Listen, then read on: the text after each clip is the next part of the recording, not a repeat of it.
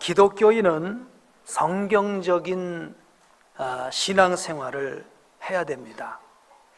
성경적인 신앙생활이라고 하는 것은 그 신앙이 우리의 의식이 되어서 우리 삶 속에 그 신앙이 표현되어져야 된다는 것이죠. 마음으로만 갖고 있는 신앙이 아니라 그 신앙이 삶 속에 나타나야 된다는 것입니다. 그러니까 의식이라고 하는 것은 우리의 신앙생활 속에 나타나는 삶의 모습이라고 말할 수 있어요. 그래서 우리 성도들의 신앙의식은 아주 중요한 것입니다. 오늘 여러분이 나는 무슨 일이 있어도 예배를 드려야 돼 라고 하는 이 의식이 있기 때문에 오늘 이 자리에 나온 줄로 믿습니다. 예컨대 어떤 성도가 복에 대한 의식을 이렇게 갖고 있다고 생각을 해보세요. 나는 복은 이런 거야. 특별히 복은 더 많은 물질을 소유하는 것이야 라는 그런 의식을 갖고 있는 사람이라고 한다면 그 사람은 더 많은 물질을 축적하기 위해서 온갖 방법을 다 동원할 것입니다. 신앙생활도 이것을 위한 것이 될 수도 있겠죠. 이 사람의 기도 제목은 더 많은 물질을 얻는 것입니다. 그리고 더 많은 물질을 유지하는 것이죠. 왜요? 그 사람에게 의식이 그렇기 때문에 그런 삶의 모습을 나타내는 거예요. 자, 그래서 오늘 우리가 어떤 의식을 갖고 사느냐, 이게 참 중요합니다. 또 그래서 오늘 우리 기독교인들이 정말 성경이 말하는 바른 성경적인 의식을 가지고, 즉 예수님께서 가지신 그 의식을 가지고 우리가 살아가야 될 줄로 믿습니다. 오늘 우리가 이렇게 신앙생활을 하고 예배하는 것은 우리 하나님께도 영광을 올려드리는 것이지만 예수님이 어떤 의식을 가지고 살아가셨는가, 그걸 생각하며 그것을 닮아가려는 우리의 노력인 줄로 믿습니다. 그런데 과연 오늘날 기독교인들은 어떤 의식을 가지고 이 세상을 살아가고 있을까요? 그 의식이 예수님께서 가르쳐 주신 주님의 말씀에서 나온 의식일까요? 아니면 세상의 풍조, 세상이 만들어낸 그런 의식일까요? 경쟁의식, 투쟁의식, 승리의식, 비교의식, 여러 가지 의식이 있지만 이런 세상의 흐름과 풍조가 가져다 준 그런 의식일까요? 오늘 우리 안에는 다 의식이라는 것이 되어 있는데 그 의식을 점검해 볼 수 있게 되기를 주의 이름으로 부탁을 드립니다. 만약 우리가 교회는 다니는데 기독교인인데 의식이 예수님과 의식이 다르다면 우리는 사실은 진정한 크리스찬은 아닌 것입니다. 여러분이 신앙생활을 잘하고 있다는 것은 단순히 그래서 열심을 내는 게 아닙니다. 어떤 의식을 가지고 내가 신앙생활을 하느냐라고 하는 이것이 중요하다는 사실을 여러분이 기억하시기를 바랍니다. 로마서 그래서 12장 2절은 이런 말씀을 하시죠. 오직 너희는 마음을 새롭게 함으로 변화를 받아 하나님의 선하시고 온전하시고 기뻐하신 뜻이 무엇인지 분별하도록 하라. 여기서 분별하도록 하라 라고 하는 게 뭡니까? 하나님의 선하시고 기뻐하시고 온전하신 그 의식을 가지고 이 세상을 살아가라 라고 오늘 우리에게 권면하고 있는 줄로 믿습니다. 우리가 섬기는 것이, 누구를 섬기는 것이 섬김 받는 것보다 복되다라는 그런 의식을 갖고 있는 성도가 있다면 그런 성도는 누군가를 섬기고 또 섬기는 자리로 자꾸만 나가게 될 줄로 믿습니다. 왜? 의식이 그렇기 때문에. 그러나 반대로 내가 대접받는 것이, 내가 칭찬받는 것이, 그것이 이게 성공이야, 그게 축복이야 라고 생각하면 그건 어찌하든지 대접받는 자리, 명예가 있는 자리로 올라가게 되겠죠. 의식이 그를 결정하는 것이죠. 복음을 전하다가 고난당하는 것이 복이라고 생각하는 사람이 복음을 전하게 될 줄로 믿습니다. 오늘 우리의 의식이 예수님께서 가지셨던 그 의식, 오늘 우리의 의식이 되기를 축복합니다. 개나 돼지나 소는 의식이 있을까요? 없을까요? 없겠죠. 그래서 개나 돼지나 소는요 본성으로 살아갑니다. 그래서 개는요 1000년이 지나가도 뭐답게 살까요? 개답게 삽니다. 맞습니다. 돼지는요? 돼지답게 삽니다. 그런데 사람은 그렇지가 않습니다. 의식이 어떠냐에 따라서, 의식이 어떠냐에 따라서 어떤 사람은 개만도 못하게 삽니다. 의식이 어떠냐에 따라서 돼지보다도 더 욕심을 부리고 삽니다. 의식이 어떠냐에 따라서 악마처럼 살 수도 있습니다. 의식이 어떠냐에 따라서 그런 꽃처럼 살 수도 있습니다. 천사처럼도 살 수 있는 줄로 믿습니다. 우리 의식이 중요한 거예요. 어떤 사람은 가난하지만 이 세상에서 천국처럼 사는 사람이 있습니다. 어떤 사람은 여유가 있음에도 불구하고 지옥처럼 사는 사람도 있습니다. 그 의식이 어떠하냐, 그것에 따라서 삶이 결정되어지는 것입니다. 슈바이처 박사는 안락한 독일에서의 삶을 내려놓고 아프리카로 가게 되죠. 거기서 봉사와 헌신의 삶을 살았습니다. 왜 그가 아프리카로 갔을까요? 누가 밀어서 간 게 아니죠. 그는 그의 의식이 그를 아프리카로 발걸음을 옮기게 한 줄로 믿습니다. 우리나라 선교 초기에 선교사로 오셨던 그런 이제 많은 선교사님들 가운데 좀 특징적인 게 있다고 한다면 의사분들이 많으세요. 의사분들이 많으시더라고요. 자, 이분들은요, 당시에 미국에서도 거의 상위 1%의 그런 높은 수준의 삶을 살 수 있는 사람들이었어요.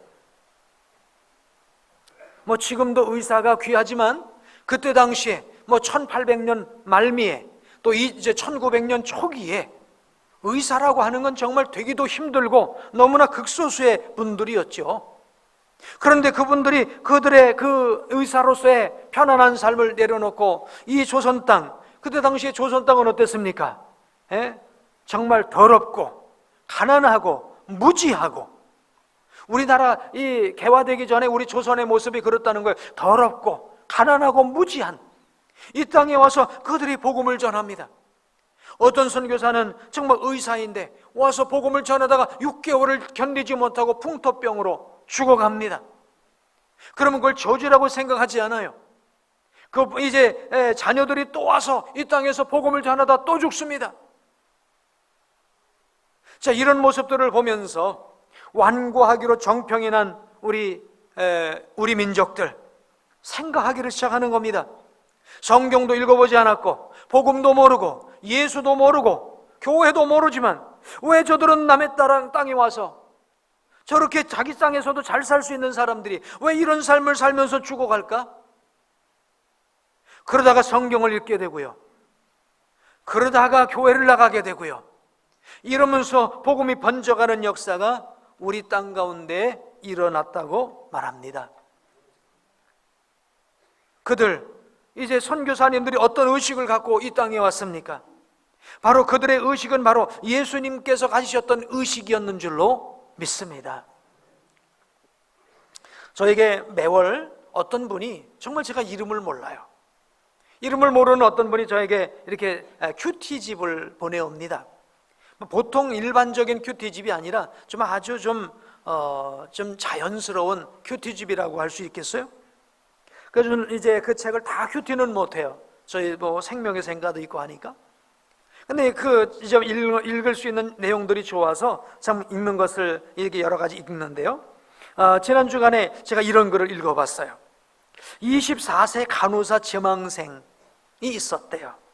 오스트리아에 있는 마리안느와 마가레트라고 하는 룸메이트였는데요, 이 24세 처녀들이 1962년 소록도 땅을 밟게 됩니다. 그녀들은 3평짜리 집에서 43년이라는 시간을 보내오면서 나환자들의 피고름을 짜는 일을 했대요. 피고름을 짜고 함께 식사를 하고 그 피고름이 얼굴에 튀는 일은 너무나도 자연스러운 일이었다고 합니다. 이런 일을 하면서 43년의 시간을 보내었는데 그 43년의 시간을 보낸 결과 한 사람은 치매에 걸렸고 한 사람은 암에 걸렸다는 거예요. 더 이상 그 소록도에서 그들을 위해서 일할 수가 없게 된 것을 알았습니다. 오히려 자신들이 소록도에 부담이 되는 것을 알았습니다. 그래서 그들은 조용히 섬을 빠져나가기로 했답니다.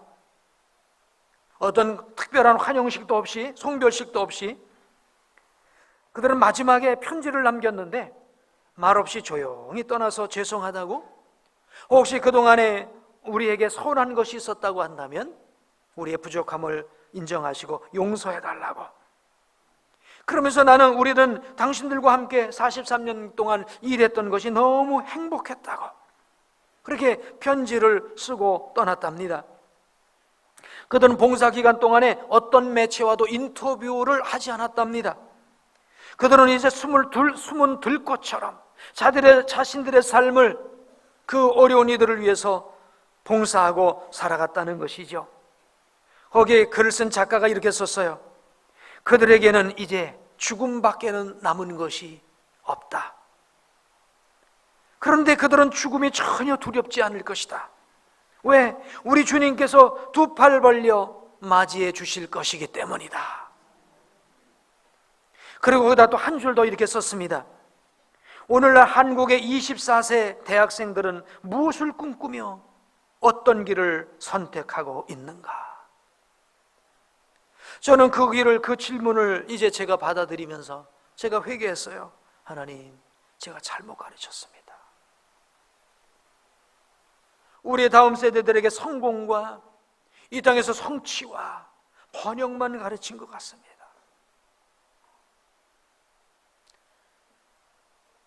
오늘 우리 다음 세대들, 또 오늘 우리 기성세대들이 세상이 만들어준 그런 성공신화의 그 의식을 가지고 이 세상에서 교회를 나와서 내가 더 성공하고 더 편안하고 번영의 삶을 살아가겠다는 그런 의식을 갖게 만들었다면 잘못한 것이구나. 정말 주님께서 가지셨던 그 의식이 오늘 저와 우리 모두가 그 의식을 갖고 이 세상을 살아갈 수 있게 되기를 주 이름으로 부탁드립니다. 누가 예수님 가진 의식을 가졌냐 누구 비평하지 말고요. 누구 비평하지 말고요. 나 자신이 먼저 이 의식을 가지고 살아가야 될 줄로 믿습니다. 이제 우리가 잘 아는 얘기지만 지난주에도 그런 뉴스가 있었어요. 이게 바로 또 우리 교회가 잘못 가르친 그런 부분이 아닌가 싶어요. 가정과 결혼에 관한 그런 의식입니다. 요즘 우리나라 우리 젊은 우리 청년들은요 결혼을 자꾸만 늦추지요. 물론 이런저런 다 이유가 있고 사정이 있겠지만요, 그러면서 결혼이 늦어지고 또 출산도 하지 않으려고 하는 이런 의식들이 젊은이들 가운데 팽배합니다. 그래서 난 결혼하지 않고, 결혼을 하더라도 자식을 안 낳고 나에게 주어진 삶을 내가 즐길 거야 라고 하는 그런 족이 있대요. 그걸 욜로족이라고 그러는데요. 욜로족. 내가 왜 내 인생을 자식들을 위해 후생을 하냐? 내가 내 인생 즐기면서 살아야지. 이런 의식을 갖고 있는 우리 젊은이들이 많대요. 오늘 우리 복된 교회 안에 이런 의식 가진 우리 젊은이들 한 사람도 없게 되기를 주의 이름으로 부탁드립니다. 저는 우리 국제학교 우리 하브루타 교육을 하면서 유대인들의 교육하는 내용들을 제가 한번 소개해드린 기억이 있는데요. 유대인들 18살밖에 안 된 그 학생에게 가서 물어봤답니다. 참 어여쁘고 그냥 발랄한 그 학생에게 물어봤대요. 내 꿈이 뭐니? 그랬더니 제 꿈은요, 빨리 시집가서 아이를 많이 낳는 거예요. 그리고 좋은 엄마 되는 거예요. 누가 보면 야망도 없고 꿈도 없는 것 같은데요, 어떻게 넌 그런 꿈을 가졌니? 난 우리 부모님한테, 우리 조상들에게 이 꿈을 배웠어요. 전혀 부끄러워하지 않는다는 거예요. 오늘 그런데 우리나라에는 지금 선진국이 대부분 그러한 이제 모습들을 하고 있습니다만은 성경적인 꿈을 가져야 될 줄로 믿습니다. 그래서 요즘 어제도 제가 인터넷을 보면서 그 자료를 보면서 참 안타까웠어요. 요즘 젊은이들이 출산을 기피하면서 이런 얘기를 한다는 거예요. 못 낳는 것이 아니고요, 안 낳는 겁니다. 안 낳아서 망하는 것이 아니라 망할 것이기 때문에 안 낳습니다. 이제 말은 잘해요. 헬조선에서 겪는 고통을 자식에게 물려주지 않기 위해서 안 낳습니다. 힘든 세상에 태어나게 하는 것도 부모로서 죄 짓는 것 같아요. 어차피 일자리 부족한데 인구 줄어들면 좋은 것 아닙니까? 막 이러면서 자녀들을 낳지 않는 그런 이 시대의 풍조가 만들어지고 있다라고 합니다. 참, 이런 것이 어디서부터 생겨난 의식일까요? 개인주의적이고 이기주의적인 나만 생각하는 이런 의식으로부터 생겨나는 것 아닐까요? 그래서 우리나라는 지금 저출산의 문제를 안보 문제, 경제 문제, 사회 문제로 접근을 하고 있는 것 같아요. 자녀를 낳지 않으면 우리나라를 누가 지킬 거냐? 경제 문제, 낳지 않으면 누가 먹여 살릴 거냐? 이 사회는 정말 이렇게 낳지 않으면 서로 복잡해질 건데 어떡할 거냐?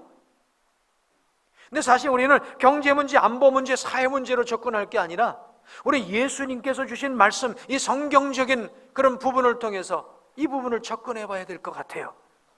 우리 하나님께서 우리에게 생육하고 번성하라고도 말씀하신 줄로 믿습니다. 우리가 세상적인 가르침이 아니라 성경적인 가르침 안에서 이 일들을 이루어가야 될 줄로 믿습니다. 물론 과거에는 둘만 낳아 잘 기르자, 둘도 많다, 하나만 낳아도 좋다, 이 세상이 잘못 가르쳐 갔고요, 성경적인 교육을 배운 게 아니라 세상 국가가 만들어낸 이런 잘못된 것 때문에 이런 일들도, 부끄러운 일도 있었습니다만은요, 아무도 성경이 우리를 가르치는 그 성경의 가르침을 따라서 살아가야 될 줄로 믿습니다. 어떤 이들은 이런 문제가 왜 일어났냐, 이 땅에 인문학이 자꾸만 실종되어서 그러는 것 같아. 과거에는 정말 똑똑하고 정말 의식이 있고 배운 사람들은 인문학을 했어요. 인문학이라는 게 뭡니까? 어떻게 사람이 사람답게 살 거냐, 그것에 대해서 공부하는 게 인문학 아니겠습니까? 근데 요즘은 아주 인문학의 실종이라고 그래요. 멸종이라고 그러죠. 근데 인문학이 왜 이렇게 안 됩니까? 요즘 말로는 돈이 안 돼요. 인문학을 하면 어디 가서 취업할 자리가 없어요. 그래서 인문학을 하는 사람이 없는 거예요. 그러다 보니까 점점 사람됨이 어떤 것인가, 바른 의식이 무엇인가, 이런 것에 대한 고민이 없이 어떻게 하면 우리가 돈을 더 많이 벌 것인가, 어떻게 하면 더 편안하게 살 것인가, 이런 것에, 모든 것에 초점이 맞춰져 있는 것 같아요. 우리 조선시대에는요, 선비들이 있었지 않습니까? 그래서 그 선비들은 그래서 선비정신이 있었다고요. 선비들은요, 초근 목필을 하더라도요, 이제 책을 놓지 않고요, 사람됨을 연구하고요, 어떻게 사람이 사람답게 바르게 살 거냐, 이것에 대해서 고민하고 노력을 했단 말이죠. 근데 지금은 그런 시대가 다 가버린 것 같아요.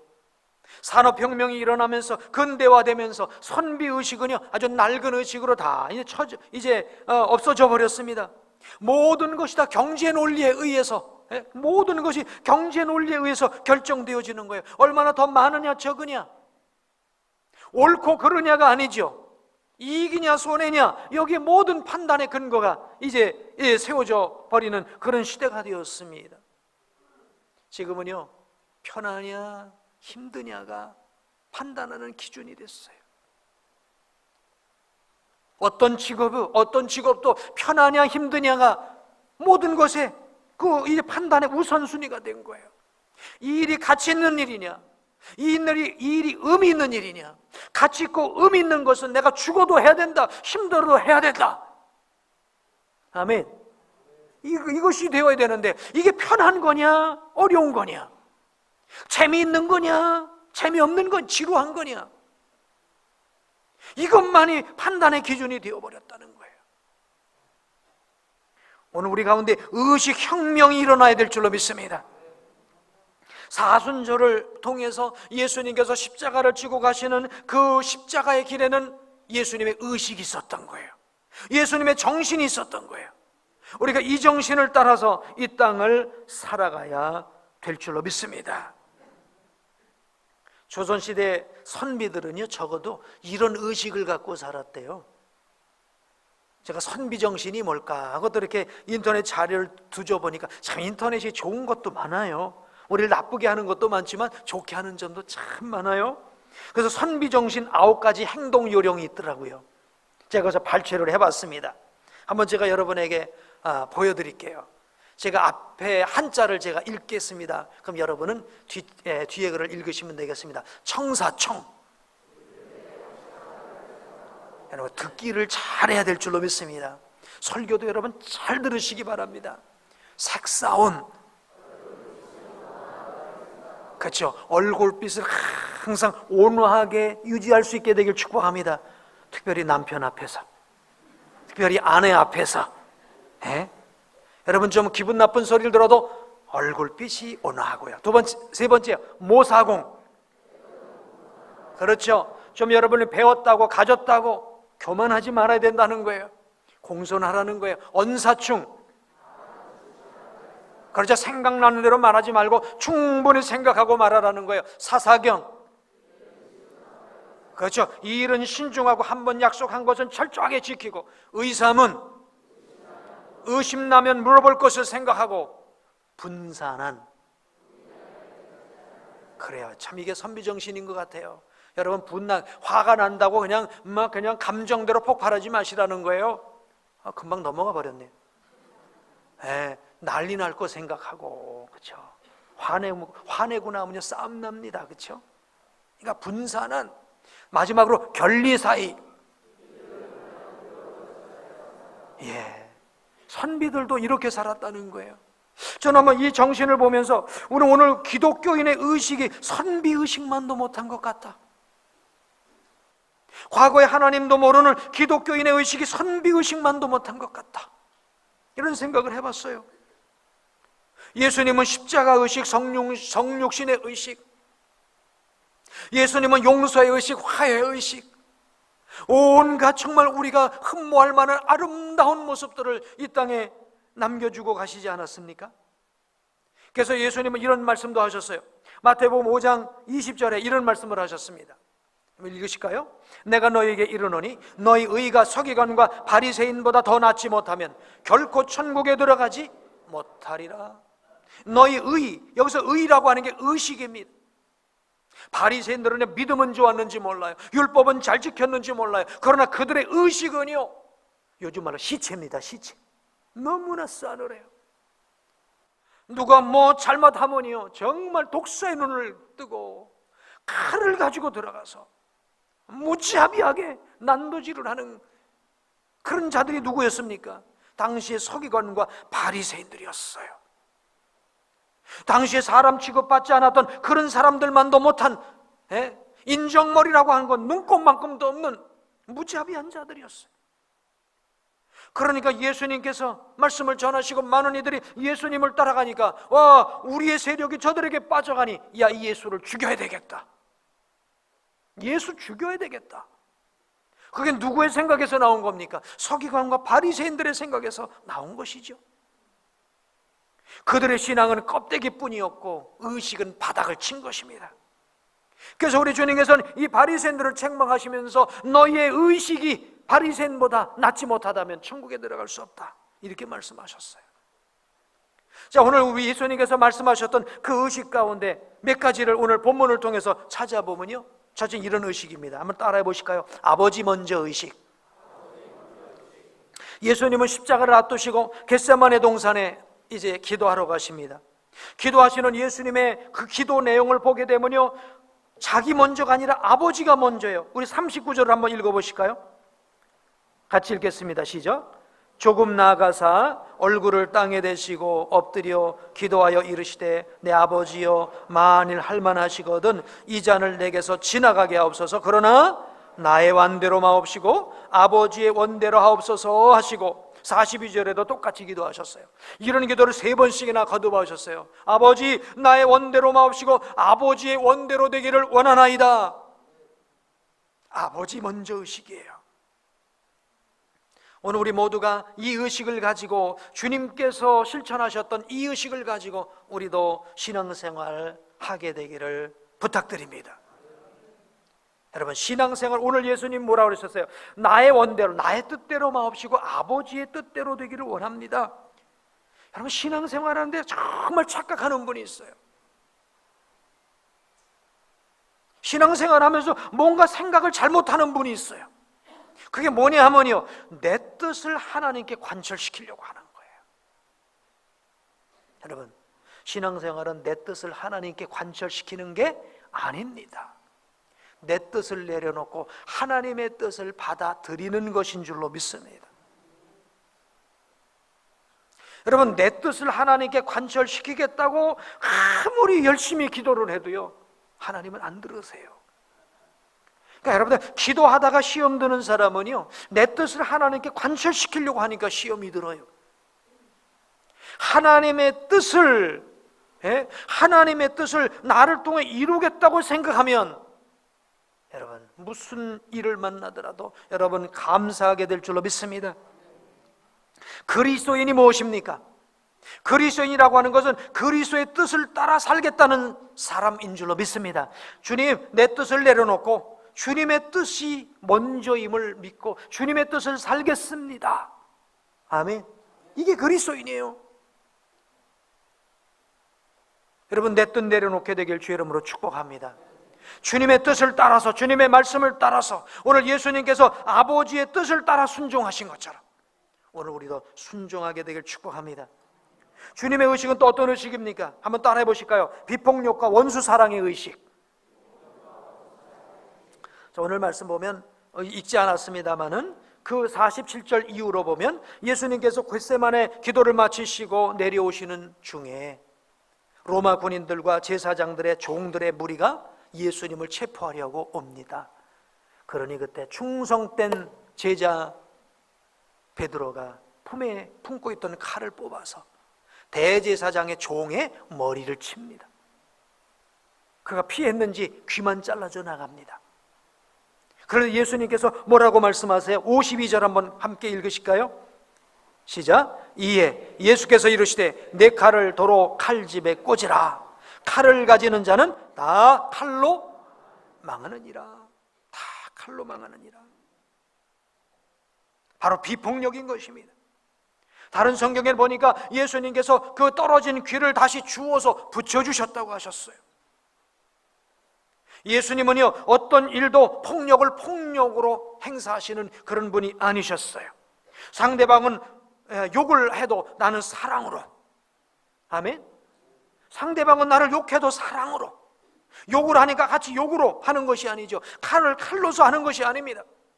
그가 나를 미워하니까 같이 미워하는 것이 아니었어요. 비폭력과 원수 사랑의 의식으로 모든 일들을 이제 이뤄나가신 것을 볼 수가 있습니다.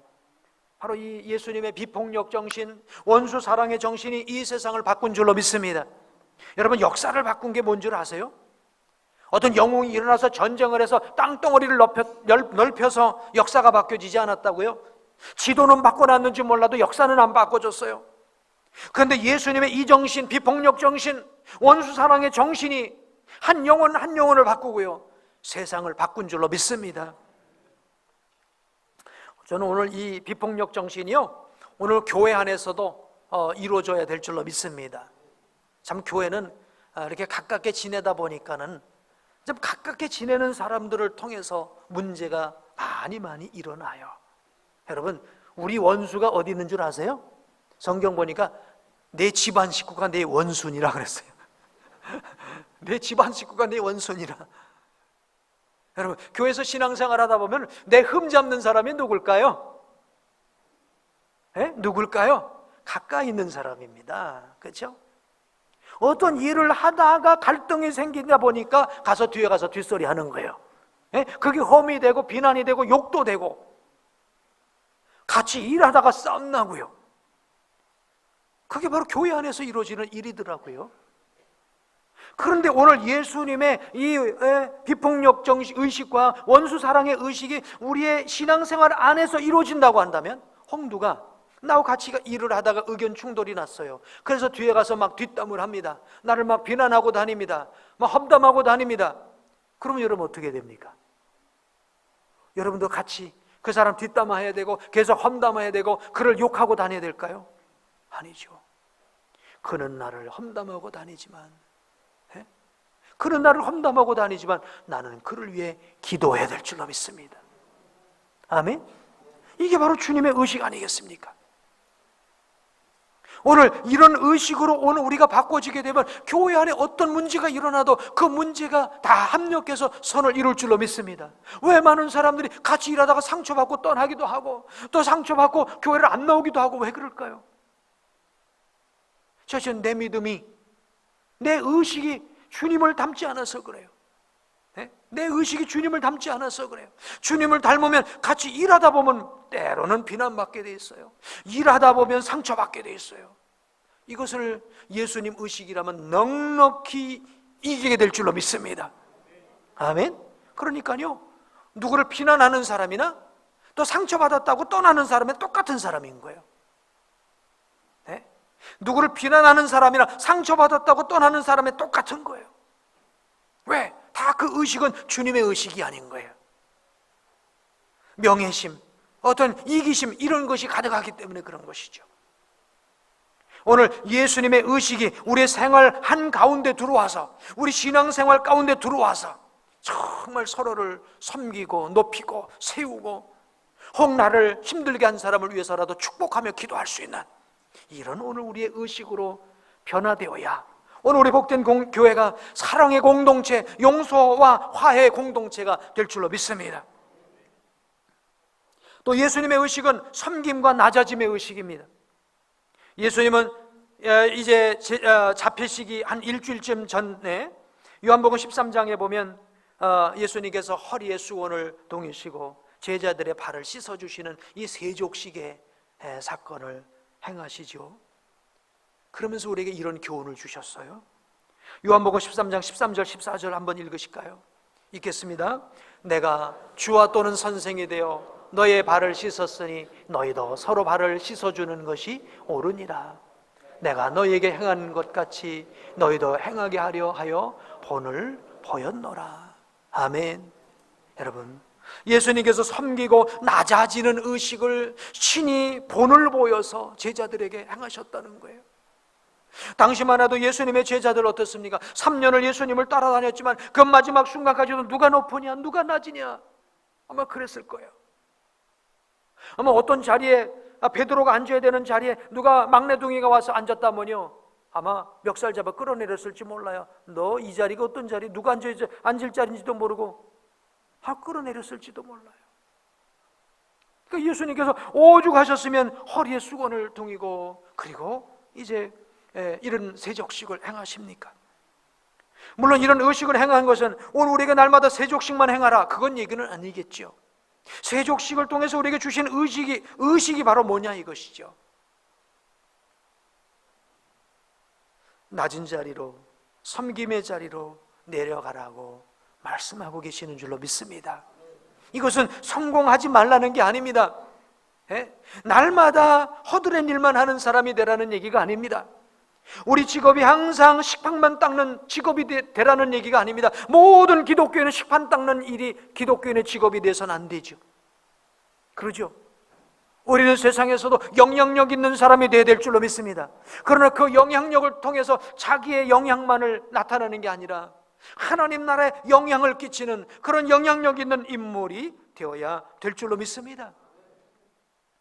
설교도 섬기는 마음으로 해야 될 것이고요, 봉사도 섬기는 마음으로 해야 될 것이고요, 무엇을 하더라도 섬기는 마음으로 해야 될 줄로 믿습니다. 이 섬김의 의식, 낮아짐의 의식, 이 의식의 교회 안에서부터 먼저 실천되어져야 되겠습니다. 누가복음 22장 27절에 주님 이렇게 말씀하세요. 읽겠습니다. 앉아서 먹는 자가 크냐 섬기는 자가 크냐, 앉아서 먹는 자가 아니냐, 그러나 나는 섬기는 자로 너희 중에 있노라. 아멘. 저 이번에 대통령 부인께서 이렇게 화장실 청소를 했다는 얘기를 듣고 마음에 참 감동이 됐어요. 물론 일회성 행사이겠습니다마는 뭔가 자원봉사하는 사람들을 격려하기 위해서 하신 것 같아요. 물론 일회성이었든 어쨌든 간에 그 자체가 귀하다. 우리나라의 영부인이 화장실 청소했던 적이 있었을까? 그렇죠? 그런 생각이 들어요. 어쨌든 오늘 우리가 섬김의 자리, 낮아짐의 자리로 내려갈 수 있는 우리 복된 교회 모두가 되게 되길 주의 이름으로 축복합니다. 뭐 자꾸만 그러면서 왜 장로님 안 낮아져? 왜 목사는 안 낮아져? 이러지 마시고요. 만 누구 왜 안 낮아지냐고 얘기하지 마시고 우리 자체가 그냥 더 지금 내가 있는 이 달란트와 직분과 이 자리에서 내가 어떻게 낮아질까를 고민해야지. 누구 왜 안 낮아지냐고 이렇게 나지 마시고요. 오늘 우리의 주님의 정신이 오늘 우리의 삶 속에 녹아들게 되기를 축복합니다. 기독교 신앙은 삶에서 의식이 되어 실천이 되어진 신앙만이 진정한 신앙입니다. 제가 주보에도 마지막 그렇게 적었습니다. 주님은 행함이 없는 죽음은 믿음은 죽은 믿음이라고 그러셨어요. 우리의 믿음이 의식이 되어서 우리 삶에서 열매를 맺을 수 있게 되기를 주의 이름으로 축복합니다. 우리의 믿음이 세상 사람 앞에 볼 수 있어져야 될 줄로 믿습니다. 우리의 믿음은 볼 수 없지만 우리의 의식은 볼 수가 있기 때문이지요. 우리 사랑하는 성도님 여러분이요, 나의 생각과 고집대로 살지 않고 예수님의 의식대로, 적어도 예수님의 의식이 뭐 이 세 가지뿐이겠습니까? 아버지 먼저 의식, 아멘. 비폭력과 원수 사랑 의식, 섬김과 낮아짐의 의식, 이것이 오늘 우리 교회 생활 안에서, 여러분의 가정 생활 안에서, 우리 사회생활 안에서 이 의식을 통해 우리의 삶이 이루어지므로 주님의 이름이 높임 받으시는 역사가 있게 되기를 주의 이름으로 축복합니다. 기도하겠습니다.